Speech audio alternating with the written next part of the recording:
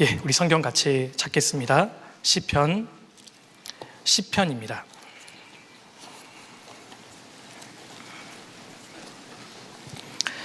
시편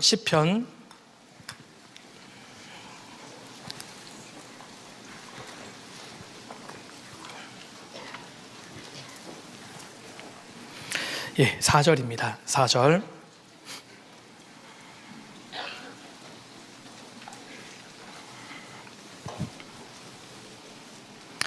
예, 4절 한 구절의 말씀을 찾으셨으면 우리 같이 한번 읽겠습니다.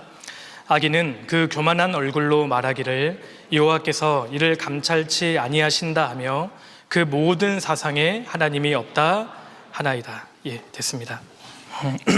오늘 마지막 시대에 주의해야 되는 사상이라는 제목으로 같이 말씀을 좀 생각해 보려고 합니다. 이 청년 시절은 인생에서 가장 중요한 시기라고 할 수 있습니다. 동시에 이 청년 시기는 가장 위험하고 또 불안정한 시기입니다. 새로운 것을 좋아하는 시기이기 때문에 새로운 사상이나 논리에 쉽게 희생당하기도 하고 또 특별히 유혹되기 아주 쉬운 시기입니다. 형제 자매님들, 논리적으로 말이 그럴듯하다고 해서 꼭 맞는 말은 아닙니다. 이 시기는 새로운 것을 좋아하는 그런 성향을 가지고 있기 때문에 새로운 어떤 논리에 쉽게 희생당할 수 있습니다.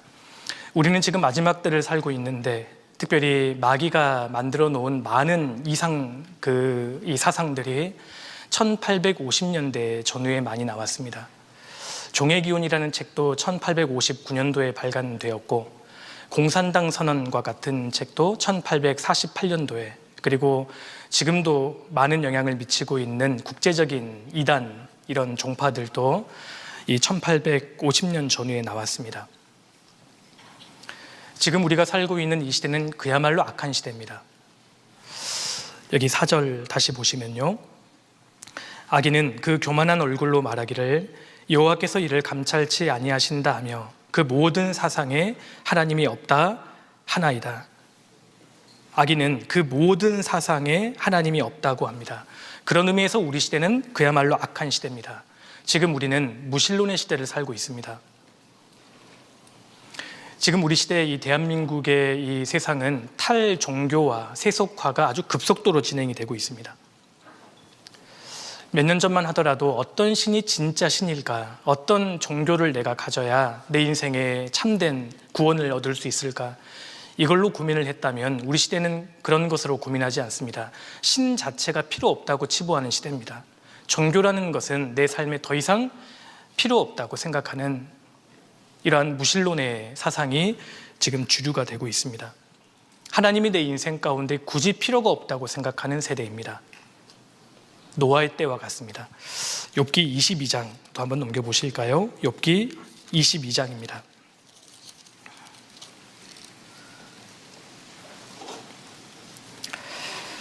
욥기 22장 15절입니다.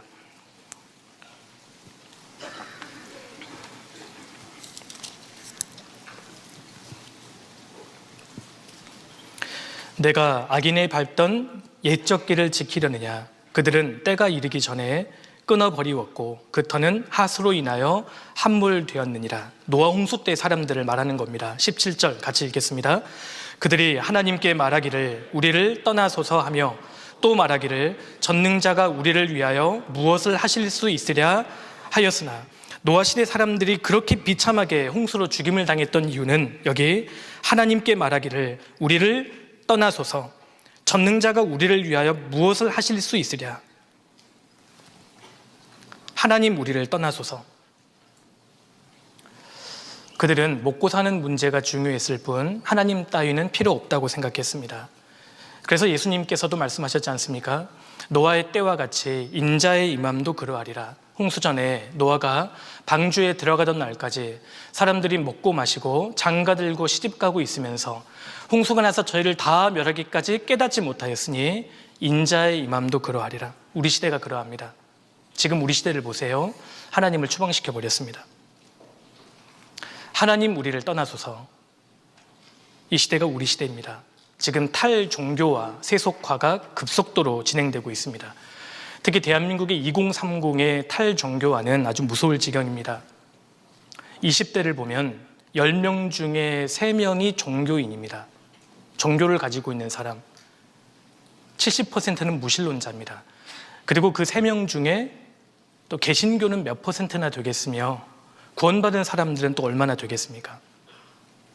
10대는 더 충격적인데요. 10명 중에 1명도 안 됩니다. 종교를 가진 사람이. 지금 우리나라는 무신론 국가가 되어갑니다. 제가 어떤 자료를 보니까요. 심지어 중국보다 러시아보다 무신론자의 비율이 더 높습니다. 우리나라가요. 지금은 이 무신론이 강한 주류가 되고 있다는 겁니다. 미디어 컨텐츠를 제작하는 이 사람들의 세계관이 다 무신론적인 세계관입니다. 그러니까 지금 우리 시대의 청년들은 일주일의 대부분의 시간을 사탄의 설교를 접하고 있으면서 기껏해야 일주일에 한 며칠 동안은 교회에 와서 하나님 말씀을 배우는 것 아니겠습니까? 우리가 지금 이런 시대를 살면서 시대를 분별해야 합니다. 지금 우리 시대의 이 세계관, 가치관이 무섭게 바뀌고 있기 때문에 심지어 거듭난 그리스도인이라 할지라도 자기도 모르는 사이에 마귀가 좋아하는 지경으로 끌려갈 수 있기 때문입니다. 그래서 오늘은 짧은 시간인데요. 마지막 시대에 주의해야 되는 사상이라는 주제로 좀 말씀을 드려보겠습니다. 그동안 우리 교회에서 가르쳐져 왔던 것들을 좀 중심으로 정리해서 좀 말씀을 드리고, 제가 이 시간에 좀 말씀드리는 그 내용은 프란시스 셰퍼 목사님의 그러면 우리는 어떻게 살 것인가, 이성에서의 도피, 거기 계신 하나님이라는 책자를 좀 참고했고요. 제임스 사이어의 현대 사상과 기독교라는 책 아마 읽어보신 분도 많이 계실 텐데, 그리고 그 윌리엄 린즈의 책들, 이런 책들을 좀 참고했습니다. 먼저 이제 세계관에 대해서 좀 간략하게 말씀을 드린 다음에 성경적인 세계관과 무신론적인 세계관을 좀 먼저 말씀을 드려야 합니다. 왜냐하면 사상이라는 것이 세계관이 체계화된 이념이나 신념을 말하는 것이니까요. 사상에 대해서 구체적으로 말씀드리기 전에 좀 그 세계관에 대해서 간략하게 말씀을 드리고, 이 무신론적 세계관으로 인해서 1850년대 전후로 2명의 악인이 인류사에 등장합니다. 그 2명의 악인이 만들어낸 2가지의 사상이 지금 우리 시대를 얼마나 파괴시켜 버렸는지를 차례로 좀 말씀을 드리겠습니다. 그리고 마지막으로 시간이 좀 남는다면 마지막 시대에 우리 그리스도인들이 어떻게 살아야 하는지 좀 차례로 말씀을 드려보겠습니다. 특히 청년 그리스도인들은 이 내용을 반드시 알아야 합니다. 지금 우리 세계가 어떻게 변하고 있는지, 왜 이렇게 변해가고 있는지를 사상을 좀 공부하면 우리가 분별할 수 있을 겁니다. 자, 먼저 사상에 대해서 말하기 전에 세계관에 대해서 간략하게 좀 정리해 드리겠습니다. 자, 세계관이라는 것은 쉽게 말하면 안경을 떠올리시면 됩니다. 여러분, 세계관이 없는 사람은 없습니다. 세계관은 세계를 바라보는 관점이나 틀을 말합니다. 쉽게 말하면 안경인데요. 빨간색 안경을 쓰고 세계를 바라보면 세상이 빨갛게 보이잖아요. 파란색 안경을 쓰고 세상을 바라보면 파랗게 보입니다. 물론 눈을 감고 있으면 다 검은색으로 지금 보이실 거예요. 그러니까 우리는 내가 옳다고 생각하는 세계관이라는 안경을 쓰고 세계를 바라보고 있습니다. 세계관이 없는 사람은 없습니다. 이 세계관이 무서운 이유는 내가 어떠한 세계관을 지금 쓰고 세계를 바라보는가를 분석하지 않는 이상 내가 지금 어떤 세계관으로 세상을 바라보는지를 모르게 되어 있습니다. 이게 무서운 점입니다. 예를 들어서 무신론자들은 자신들이 굉장히 합리적이고 과학적인 사람, 객관적인 사람이라고 생각합니다. 그런데 어려운 일이 닥치면 사주팔자 보고 관상 보고 타로카드 봅니다. 일관성이 없는 거예요. 무신론이라는 안경을 쓰고 있기 때문에 그렇습니다. 그래서 세계관에 대해서 좀 간략하게 좀 정리를 해드릴게요. 먼저 여기 기독교 세계관이 있습니다.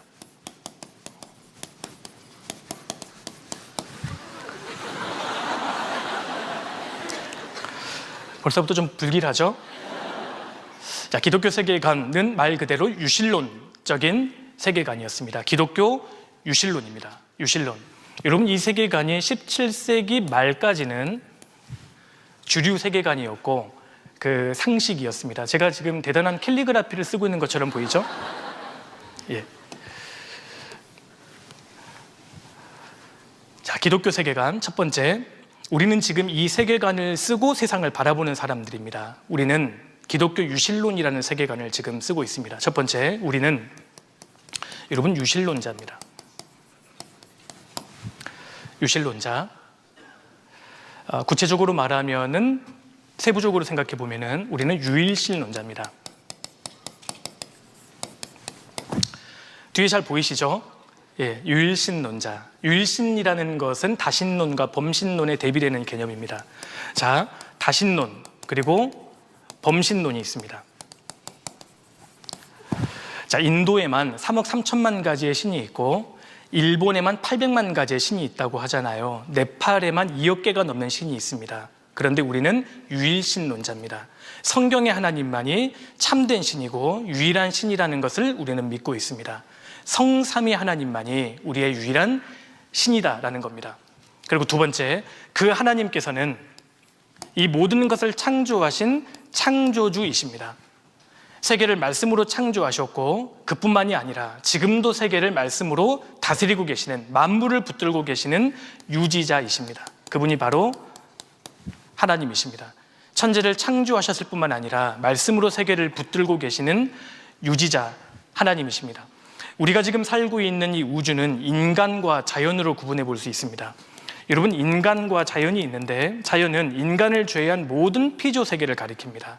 우리가 지금 존재하는 우주는 인간과 자연으로 구분되어 있는데 그렇다면 어떻게 인간과 자연이 존재하게 되었을까? 지적인 존재가 계셔서 엄청난 계획과 목적과 의도를 가지고 이 모든 것을 설계하고 만들었다. 그 지적인 존재가 성경의 하나님이시다. 우리는 그 믿음을 가진 사람들입니다. 우리는 유실론자입니다. 그리고 그 하나님은 세 번째로 전지전능하신 하나님이십니다. 여러분, 전지전능하시다라는 것은 모든 것을 초월하시는 분이라는 뜻입니다. 그리고 그분의 하나님은 무한하신 하나님이십니다. 어떠한 측정 범위도 하나님을 담을 수 없습니다. 하나님 모든 것을 초월하신 분이고 더 나아가서 우리 하나님은 편재하신 하나님이십니다. 편재하시다라는 것은 하나님은 안 계시는 곳이 없다는 겁니다. 지금 공주에 계신 하나님이 같은 시간에 미국에도 계시고 아프리카에도 역사하고 계십니다. 우리 하나님만이 천지에 충만하신 분이고 편재하신 하나님이십니다.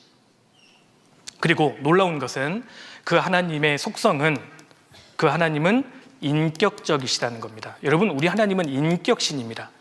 인격적이다라는 것은 자의식과 자기 결정권을 가지고 있다는 뜻입니다. 우리 하나님은 인격자십니다. 그리고 그 하나님은 다섯 번째로 여러분 선하십니다. 하나님의 속성에 대한 최고의 선언입니다. 우리 하나님은 선하신 하나님이시다. 그리고 그 하나님의 선은 구체적으로 하나님의 절대 거룩, 공의, 그리고 하나님의 사랑으로 구체적으로 인간 역사에 드러납니다.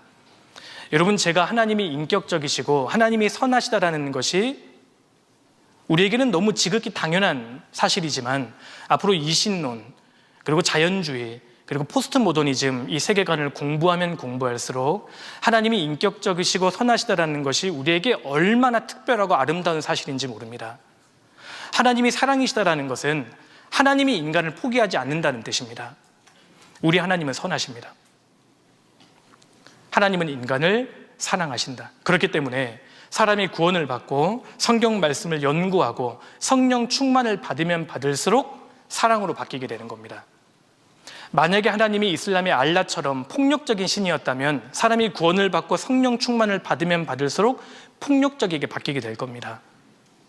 우리 하나님은 선하십니다. 하나님 속성에 대한 최고의 선언이라는 겁니다. 그리고 그 하나님은 인간에게 자신을 계시하실 의도를 가지고 계셨습니다. 인간에게 자기를 드러내실 의도를 갖고 계셔서 책 한 권을 주셨죠. 그 책이 바로 우리가 지금 보고 있는 성경이라는 책입니다. 그래서 이 세계관으로 보면 성경은 절대 영감으로 기록된 책이다라고 우리는 믿습니다. 절대 영감입니다.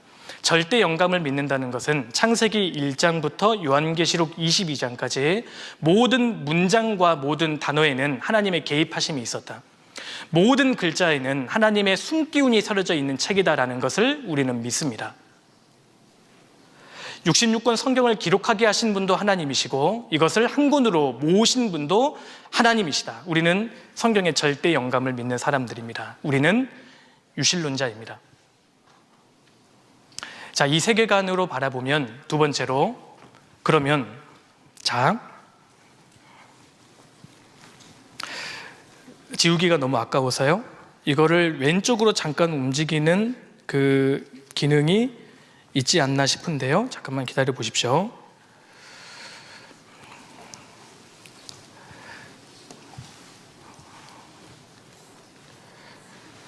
예. 정령 지울 수밖에 없는 것일까요? 예. 네? 아, 페이지 추가하면 되겠네요. 여기 말씀하시는 거죠? 추가. 자, 나와보세요. 추가 누가 그 말씀하셨어요? 지금 다 지워졌잖아요. 네, 죄송합니다. 네.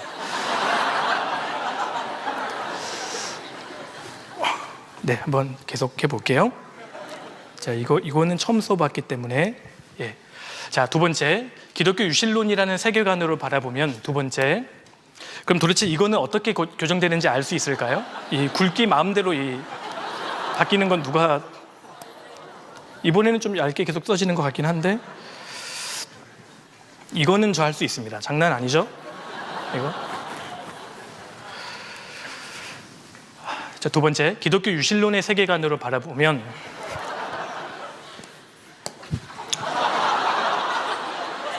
이 정도면 해보자는 건데, 이거 제 목소리 지금 인식하고 있는 거 아니죠? 예. 자, 기독교 유실론이라는 세계관으로 보면 인간은 도대체 무엇이냐? 굉장히 존귀한 존재가 됩니다. 하나님께서 계획과 목적과 의도를 가지고 사람을 만드셨기 때문에 인간은 그야말로 존귀한 존재가 됩니다. 모든 우주를 초월하고 하나님 아래에 있는 존재, 이런 세계관으로 바라보면 인간은 그야말로 존귀한 존재가 되고요, 가장 균형 잡힌 이상적인 위치를 차지합니다. 모든 우주 세계를 초월하며 하나님보다는 아래에 있는 존귀한 존재가 되는 겁니다. 우주에서 유일하게 창조성과 도덕성을 가지고 있는 하나님을 닮은 존재가 됩니다. 그래서 인간은 굉장히 존귀하고 동시에 그러나 사람은 죄인으로서 타락되어 있는 존재다. 복음을 거부할 수도 있고 복음을 받아들일 수도 있는 책임을 가진 어마어마한 존재가 인간이 되는 겁니다. 이런 세계관으로 죽음을 생각해 본다면, 여러분, 죽음이라는 게 뭘까? 죽음은 몸과 영혼의 분리입니다. 인간이 영원한 세계로 나아가는 잠깐의 과정에 불과합니다. 죽음은 절대 인격의 소멸이 아니라는 겁니다. 영원한 세계로 나아가는 막간의 과정에 불과하다. 이 세상에 태어난 모든 사람이라면 불멸의 존재입니다. 영원히 죽지 않습니다. 단 영원히 천국에서 살든지 영원히 지옥에서 보내든지 이것을 결정할 수 있는 가치 있는 존재가 인간입니다. 자, 세 번째, 그렇다면 이 세계관으로 보면 역사가 무엇일까? 역사는 직선적입니다. 직선적이라는 것은 반복될 수 없고 순환될 수 없다라는 뜻이고요, 원인과 결과에 따른 연속의 과정이다. 그런데 하나님의 계획과 목적과 의도를 이루는 아주 의미 있는 연속의 과정이다, 이렇게 봅니다. 인간의 역사는 굉장히 의미 있는 과정의 연속이다. 그리고 역사에는 분명히 시작 지점이 있고 마지막 지점이 있으며, 인간의 마지막 역사의 마지막 시점에 예수님께서 이 땅에 재림하셔서 이 모든 것을 심판하실 것이다. 그래서 우리는 새로운 나라가 열리기를 고대하는 사람들입니다. 그런 의미에서 우리는 종말론자입니다. 우리 모두는 종말론자입니다. 자, 그리고 네 번째로, 그러면 이게 중요하죠. 도덕의 관점은 무엇일까? 우리는 절대주의자입니다. 절대주의자. 옳고 그름의 기준, 선과 악의 가치의 기준은 사람의 합의로 만들어지는 게 아닙니다. 도덕의 출처는 사람에게 있는 것이 아닙니다. 도덕의 모든 기준은 하나님의 말씀이다. 절대적인 하나님이 계시기 때문에 옳고 그름의 기준, 모든 가치의 기준은 절대 바뀌지 않는다. 그 기준은 결국 하나님의 말씀이라는 겁니다. 우리는 이 말씀의 절대성을 무조건 지켜야 됩니다. 그런 의미에서 우리는 절대주의자입니다. 이 말은 지금을 살고 있는 한국 사람들의 도덕의 이 가치 기준이나 100년 전의 조선시대의 사람이나 2000년 전에 로마 시대의 사람이나 3000년 전에 이집트 사람이나 옳고 그름의 기준은 절대 바뀌지 않는다는 겁니다. 그런 의미에서 우리는 절대주의자입니다. 자, 우리는 기독교 유실론이라는 세계관을 가진 채로 세계를 바라보는 사람들입니다. 우리는 유신론자, 유일신론자이며 그리고 성경의 완전 영감을 믿고 사람은 그야말로 영원하고 존귀한 존재이며 그리고 역사적인 측면으로 보면 우리는 종말론자이고 도덕적인 관점에서 바라보면 절대주의자다. 우리는 이 세계관을 가지고 세상을 바라보는 사람들입니다. 이 세계관이 사실은 완전한, 온전한 세계관이라고 할 수 있습니다. 모든 것이 하나님을 향해 초점이 맞춰져 있습니다. 바로 신본주의입니다. 17세기 말까지 이것이 서구 유럽 사회의 주류 세계관이었고 상식이었습니다. 그래서 그 당시에는 하나님의 존재를 의심하는 사람은 거의 없었습니다. 사람의 죽음이 인격의 소멸이다 이렇게 믿는 사람도 거의 없었습니다. 이 세계관을 쓰고 세계를 바라보고 있었기 때문입니다. 자, 그런데 이 세계관이 점점 이제 변질되기 시작하는 겁니다. 1000년 동안 로마 카톨릭이 무소불위의 그런 권력을 가지고 있었고 그래서 이 카톨릭이 종교적으로 도덕적으로 또 타락을 하게 되죠. 그 당시에 많은 사람들이 이 종교에 대한 카톨릭에 대한 염증을 느끼고 있었습니다. 그래서 두 가지 현상이 발생합니다. 첫 번째, 교회 안에서의 개혁 운동이 발생합니다. 그것이 바로 종교개혁입니다. 종교개혁. 카톨릭의 사제였던 마르틴 루터가 1517년도에 구원을 받고 95개의 반박문을 발표하면서 종교개혁에 불이 붙습니다. 성경으로 돌아가야 된다. 초대교회의 그 순수했던 신앙으로 돌아가야 한다. 복음으로 돌아가자. 그 운동이 종교개혁이었고 두 번째, 교회 밖에서의 개혁운동이 발생합니다. 이것이 바로 계몽주의입니다. 계몽주의. 계몽주의는 영어로 enlightenment입니다. 그러니까 불을 밝힌다, 눈이 열렸다라는 뜻인데 그 전에 1000년 동안 이 로마 카톨릭 종교라는 유리감옥에 우리가 갇혀서 마땅히 봐야 할 것을 보지 못하고 있었는데 드디어 계몽주의 때문에 눈이 열렸다. 이때부터는 완전히 반성경적입니다. 하나님 없어. 성경 말하는 것 다 반대야. 종교에 대한 반발로 나온 것이 바로 이 계몽주의입니다. 계몽주의. 그런데 우리 인류사를 보면 이 둘 중에 종교개혁이 훨씬 중요한 사건입니다. 그런데 지금 오늘날 세상은 계몽주의를 기점으로, 계몽주의를 중심으로 역사를 기술해 갑니다. 문명사에서 가장 중요한 역사적인 사건이 있다면 사실은 종교개혁입니다. 그런데 세상 사람들은 종교개혁보다는 계몽주의에 훨씬 무게를 가지고 인류의 역사를 기술해 가는 겁니다. 하나님 그런 거 없어. 이제는 이성의 시대가 왔다. 그래서 소위 이성의 시대가 도래하게 되는 겁니다. 그래서 이신론이라는 세계관이 등장합니다. 자, 두 번째 세계관입니다. 첫 번째 세계관이 뭐였죠? 기독교 유실론이라는 세계관이었습니다. 두 번째, 기독교 유실론이라는 세계관이 이제 18세기부터 변질되기 시작합니다. 그 두 번째 세계관이 바로 이신론입니다. 이신론. 디이즘이라고 하잖아요. 이신론이라는 것은 사실 과도기적인 세계관입니다. 하나님이 계신다라는 것은 인정합니다. 그러나 그 하나님이 인간 역사에 개입하지는 않으신다. 이게 이신론입니다. 하나님이 나를 만드셨다. 그러나 내 인생에는 개입하지 않으신다. 이것이 이신론입니다. 그래서 여기 보시면 기독교 세계관의 유실론이라는 이 세계관을 보면 이신론자들은 유일신, 다신론은 인정합니다. 아니, 단일신은 인정합니다. 하나님 한 분 계신다. 그리고 그분이 이 모든 것을 창조하셨다. 그러나 지금 이 세상을 유지하시지는 않는다. 그리고 그 하나님은 편재하시지는 않는다. 이게 이신론입니다. 이 이신론에 따르면 하나님은 아주 낯설고 소외된 존재에 불과합니다. 그리고 하나님이 인격신이라는 것, 그리고 하나님이 선하시다라는 믿음을 지워버립니다. 하나님은 결코 선하신 분이 아니다. 이 모든 것을 창조하셨지만 인간을 내버려 두셨다. 이것이 바로 이신론입니다. 이신론. 여러분, 사람이요, 하나님을 버릴 때 이신론이라는 단계를 반드시 거치게 되어 있습니다. 사람은 유신론에서 바로 무신론으로 떨어지지 않습니다. 무서우니까요. 중간 단계를 거칩니다. 그것이 이신론입니다. 하나님은 계시지만 인간 역사에는 개입하지 않으신다. 이것이 바로 이신론입니다. 그리고 조금 시간이 지나서 이제 18세기 말부터 19세기에 들어와서는 이제 본격적으로 하나님을 버립니다. 그것이 바로 자연주의 세계관입니다. 자연주의가 등장합니다. 본격적으로 18세기부터 자연주의가 탄생하더니 19세기에 성장해서 20세기에 이르러서는 이 자연주의가 완전히 세계를 뒤덮어버립니다. 본격적으로 자연주의는 무신론 세계관입니다. 자, 첫 번째, 이 자연주의 세계관을 정리해 보면 대표적으로 무신론입니다. 신은 존재하지 않는다. 이제 본격적으로 하나님을 추방시켜 버리는 거죠. 그리고 또 한 가지는 유물론입니다. 유물론. 물질만이 전부다. 눈에 보이는 모든 것이 결국은 가장 중요하다.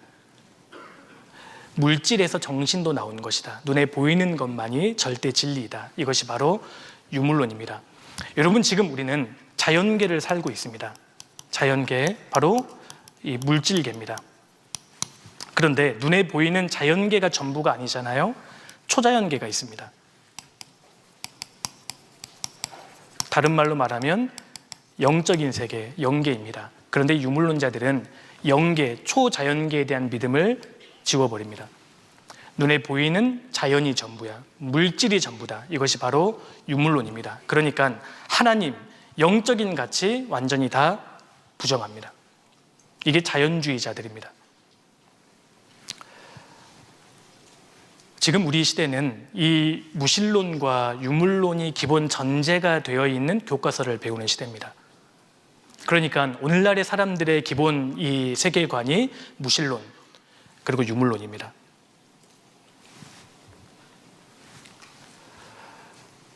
자, 그렇다면 두 번째로 보면 이 자연주의 세계관으로 봤을 때 도대체 인간은 어떠한 존재일까요? 단백질 덩어리입니다. 그 이상, 그 이하도 아닙니다. 이 세계관으로 바라보면 인간이 누구냐? 그냥 단백질 덩어리에 불과합니다. 이 모든 것이 사실은 우연히 발생했다. 이것이 바로 진화론입니다. 진화론. 인간과 자연이 도대체 어떻게 존재하게 되었을까? 비인격 에너지, 물질이 있었는데 물질에서 기가 막힌 시간과 기가 막힌 우연작용에 의해서 바로 너가 된 거야.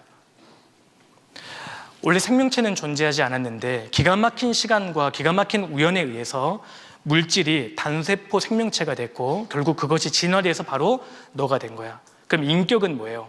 인격은 그것은 물리적인 화학적인 반응에 불과해. 그건 너가 의미를 부여하고 있는 거지 사실은 아무것도 아니야. 너는 단백질 덩어리야. 이것이 자연주의 세계관입니다. 여기에서 진화론이 나옵니다. 진화론. 여러분, 지금 우리는 무신론 그리고 유물론, 진화론이 기본 전제되어 있는 과학을 배우고 있습니다. 지금 우리 시대는 무신론과 유물론, 진화론이 기본 전제가 되어 있는 세상입니다. 그런 관점에서 인간을 바라보면 그렇게 존귀한 존재가 못 됩니다. 우리 모두는 그냥 단백질 덩어리입니다. 그럼 죽음은 뭐예요? 죽음은 나의 완전한 소멸입니다. 나의 인격의 완전한 소멸. 이거 사실 무시무시한 세계관입니다. 여러분, 제가 자료를 좀 보여드릴게요. 이 사람이 리처드 윈틴이라는 하버드 대학 교수인데요. 대표적인 이 물질주의, 자연주의자입니다. 이분이 뭐라고 이야기하나 보세요. 우리 진화론자들은 상식에 어긋나더라도 진화론적 과학 주장들을 고수하기로 작정했다. 우리는 무조건적으로 진화론적 과학을 수용해야 하는데 이는 그 내용이 명백하게 오류가 있다 하더라도 혹은 실증적으로 증명되지 않은 공허한 이야기에 지나지 않는다 하더라도 우리는 이미 물질주의에 헌신하고 또 헌신하였기 때문이다. 물질주의가 유물론입니다.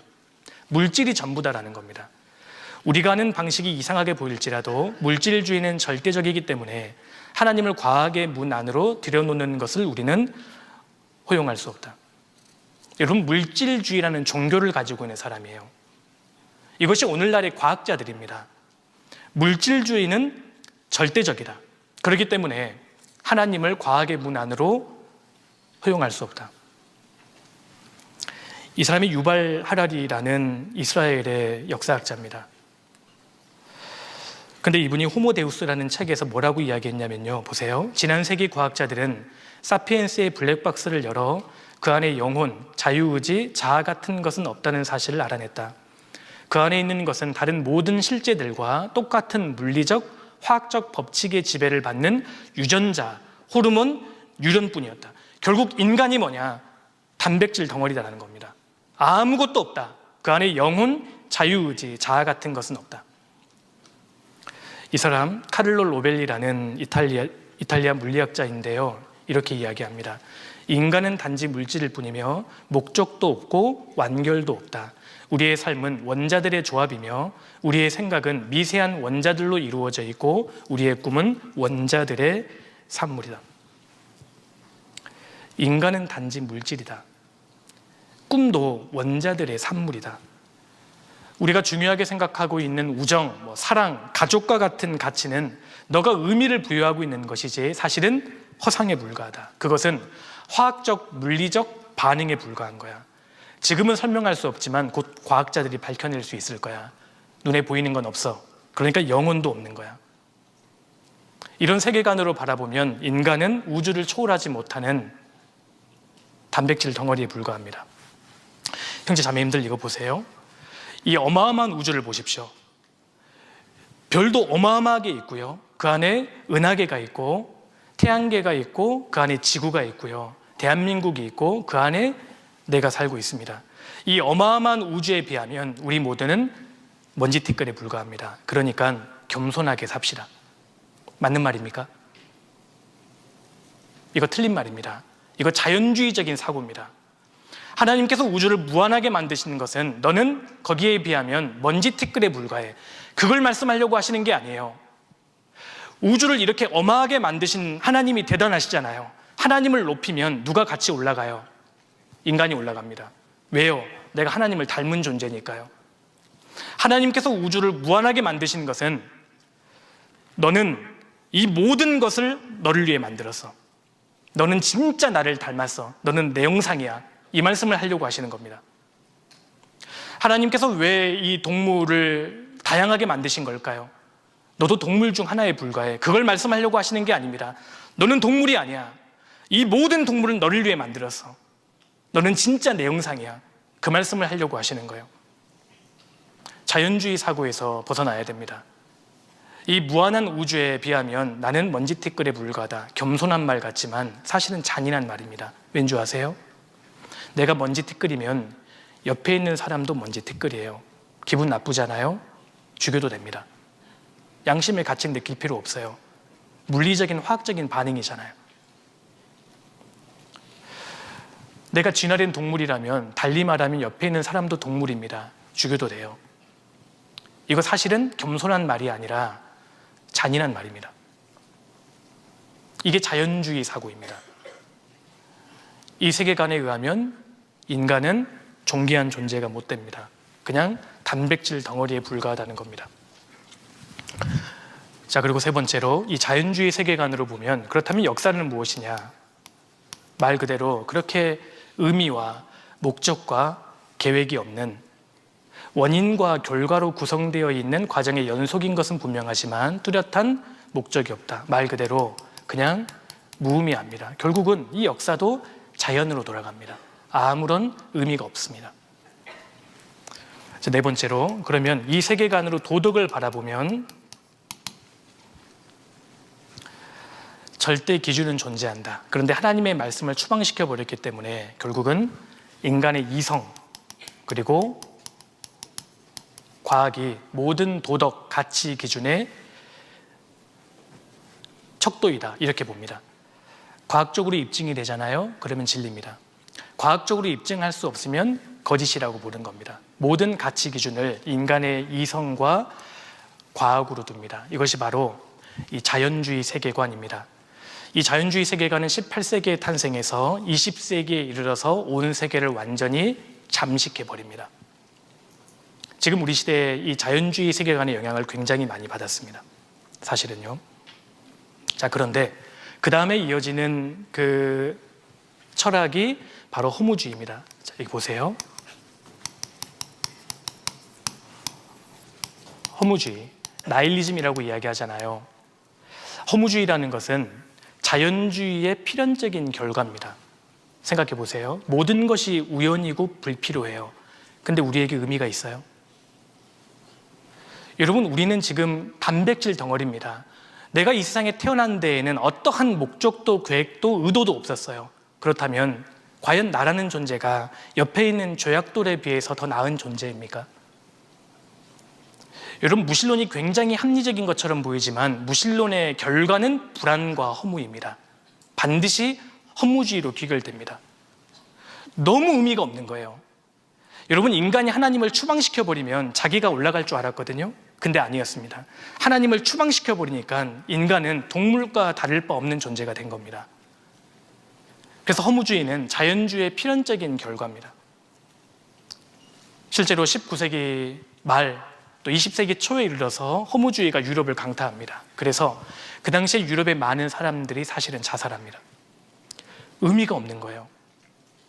여러분, 무신론, 자연주의 세계관은 결국은 답이 두 가지밖에 없어요.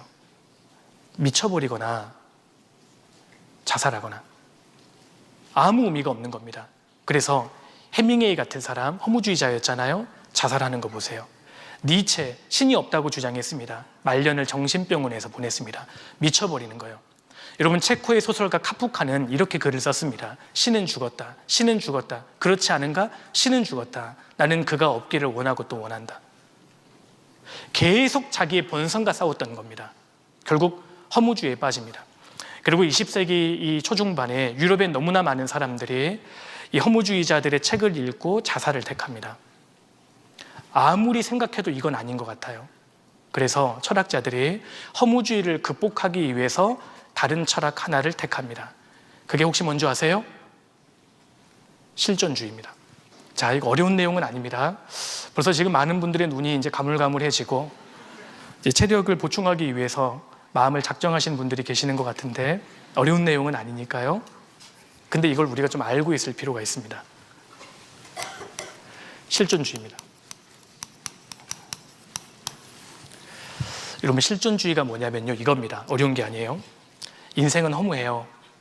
허무하다는 것을 인정합니다. 그런데 허무하지 않다고 치면서 살자. 이게 실존주의입니다. 이해되세요? 인생은 허무해요. 아무 의미가 없어요. 여기까지는 인정합니다. 그런데 의미가 있다고 생각하면서 살자. 그러면 너는 의미 있는 존재가 될 수 있어. 이게 실존주의입니다. 너가 실존을 만들라는 겁니다. 이게 굉장히 문제를 많이 발생합니다. 실존주의라는 것은 허무주의를 인위적으로 극복하기 위해서 만들어낸 철학입니다. 실존주의. 여러분, 실존주의를 크게 유실론적인 실존주의와 무실론적 실존주의로 나눌 수 있는데 이것까지 말씀드리면 너무 복잡해지니까요. 그런데 무실론적 실존주의가 우리 시대에 굉장히 많은 영향을 미치고 있는 겁니다.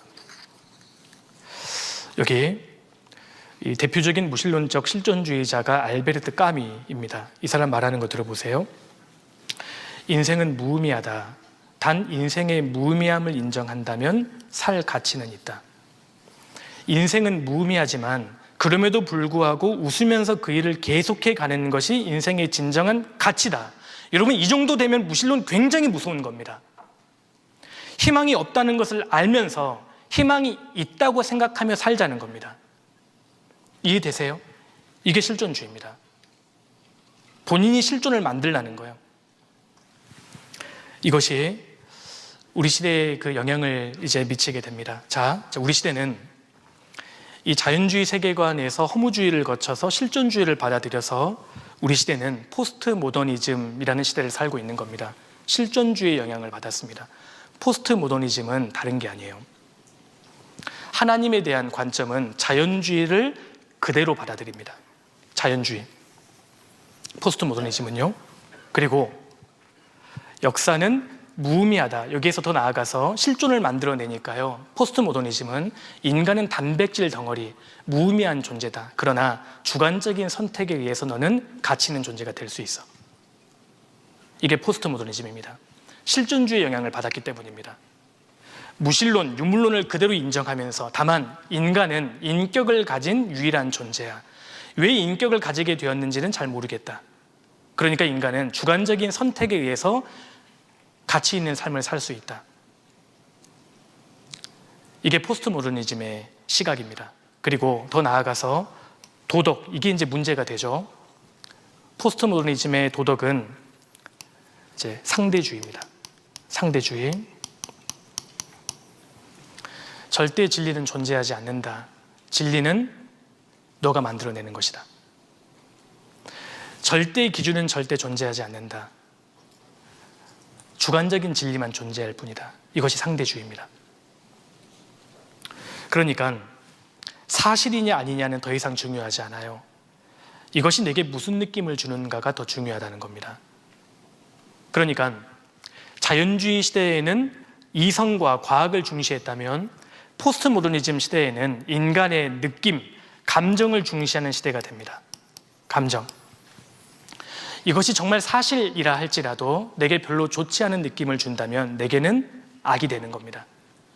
이것이 허상임에도 불구하고 내게 좋은 느낌을 준다면 나는 사실로 인정하겠다.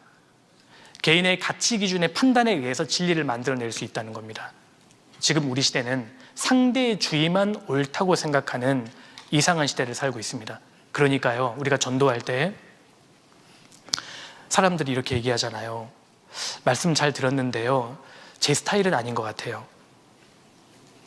기독교인인 당신에게는 그것이 진리가 될 수 있지만 무신론자인 제게는 그게 진리가 아니에요. 그러니까 저한테 강요하지 마세요.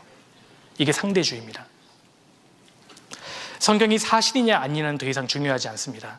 사실이다 하더라도 내게는 별로 좋은 감정을 주지 않는다면 나는 받아들이지 않을 거예요. 내게는 진리가 아니에요. 그것이 당신에게는 진리일 수 있지만 내게는 진리가 아니에요. 이것이 상대주의입니다. 상대주의. 이것이 포스트 모더니즘의 대표적인 특징이라고 할 수 있습니다. 그래서 우리가 전도하고 신앙생활을 하는데 굉장히 사실 장애를 경험하고 있는 겁니다. 바로 이 상대주의 때문입니다. 그런데 상대주의는 그 자체가 모순입니다. 사실 상대주의는 성립할 수 없는 사기입니다. 왠 줄 아세요? 보세요. 기독교는 진리가 아니야. 너한테는 진리가 될 수 있지만 나한테는 진리가 아니라니까. 절대주의는 아니야. 상대주의가 맞다니까. 지금 이 사람 뭐 하고 있어요? 상대주의를 절대하고 있잖아요. 절대 진리는 존재하지 않아. 상대주의가 맞다니까. 상대주의를 지금 절대 진리화하고 있잖아요. 그러니까 상대주의는 그 자체가 모순입니다. 성립될 수 없어요. 이해되세요? 아주 모순적인 세상을 우리가 살고 있는 겁니다. 그래서 우리 시대는 불확실성의 세계가 되어버렸습니다. 이거 진짜 사실이야 이렇게 말하는 것을 부담스러워해요. 이거요 100% 진짜 맞아요 이렇게 말하는 것을 뭔가 부족하게 봅니다. 부담스러워합니다. 그래서 우리가 사용하는 언어에도 무엇인 것 같아요 라는 표현들을 굉장히 많이 사용합니다. 이것이 포스트 모더니즘의 영향을 받아서 그렇습니다. 제가 지금 형제자매님들 앞에 나와서 이렇게 말씀을 드리니까요, 참 긴장이 되는 것 같습니다. 이거 맞아요? 지금 긴장하고 있다는 걸 긴장이 안 된다는 말이에요? 아니, 긴장이 되면 긴장이 된다고 얘기해야죠. 긴장이 안 되면 안 된다고 얘기해야 되지 않겠어요? 긴장이 되는 것 같습니다. 제가 오늘 한 해를 돌아보니까 하나님의 사랑을 기억하고 참 감사가 되는 것 같습니다. 이거 지금 감사한다는 말이에요? 안 한다는 말이에요? 이거 겸손한 표현이 아닙니다, 형제 자매님들. 이건 잘못된 표현입니다. 이거 의도적으로 바꾸셔야 돼요. 불확실성의 세계를 살고 있는 겁니다. 제가요, 참 정말 그 하나님 은혜에 대해서 보답하고 싶은 마음이 드는 것 같습니다. 이런 표현들 다 잘못된 표현들입니다. 명확하게 얘기하셔야 됩니다. 명확하게. 물론 추측을 표현할 때에는 당연히 뭐뭐인 것 같습니다라는 표현을 사용해야 합니다. 그런데 어울리지 않은 곳에서 이런 용어를 너무나 많이 사용한다는 것, 상대주의 영향입니다. 불확실성의 세계를 살고 있기 때문입니다. 그래서 지금 우리 시대가 가장 기본이 되는 완전한 세계관, 이 기독교 유실론이라는 세계관이 있었는데 지금 우리 시대는 점점 이 세계관에서 오늘날 이 포스트 모더니즘의 세계관으로 바뀌고 있는 중입니다. 기존의 세계관에서 오늘날 새 윤리를 만들어내는 포스트 모더니즘의 세계관이 충돌하다 못해 오늘날은 지금 포스트 모더니즘의 세계관이 주류가 되어버렸습니다. 기독교 세계관, 기독교 유실론이라는 세계관으로 인생을 사는 사람들이 절대 소수가 되었다는 뜻입니다. 그래서 우리가 전도하는 것이 점점 어려워질 수밖에 없고, 성경이 진짜 사실이야, 하나님이 살아계시고 하나님만이 유일한 신이야 라고 이야기하면 반지성인 취급을 받는 시대가 되고 있는 겁니다. 그러니까요, 이 마지막 때를 청년 그리스도인으로 살아가기 위해서는 담대해져야 합니다. 이걸 각오해야 합니다. 내가 복음을 전하다가 보면 정말 핍박을 받을 수 있겠구나. 이 세계관이 오늘날 지금 충돌하고 있는 겁니다. 지금 사람들은 기독교 유실론이라는 기본 이 가치관, 세계관에서 이 포스트 모더니즘으로 넘어오면 이것이 문명의 진보라고 생각합니다. 다문화주의, 정치적 올바름, PC주의, 문화다원주의, 젠더 이데올로기, 이것을 받아들이는 쪽으로 가면 지성인이고 인권적이다라고 이야기하고, 기독교 세계관, 유실론 세계관을 바라보고 말과 행동을 하면 반인권적인 사람, 반지성인 취급을 받게 된다는 겁니다. 지금 우리 시대는 이 세계관이 충돌했고 오늘날은 이 세계관이 지금 주가 되고 있습니다. 그러니까 세계관이 무섭습니다.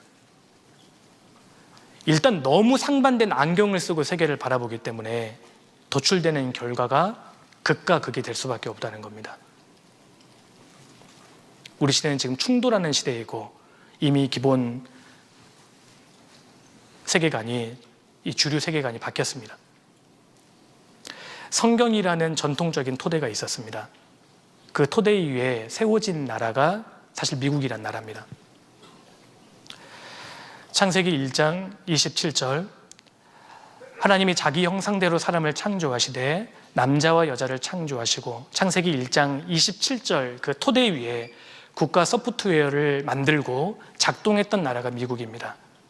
감사한 것은 그 미국식 그 자본주의, 자유주의를 직수입한 나라가 사실 대한민국입니다. 우리나라의 기본 세계관이었습니다. 근데 우리 시대에 그 세계관이 지금 다 무너지고 있는 겁니다. 급속도로 세계관이 바뀌고 있는 시대입니다.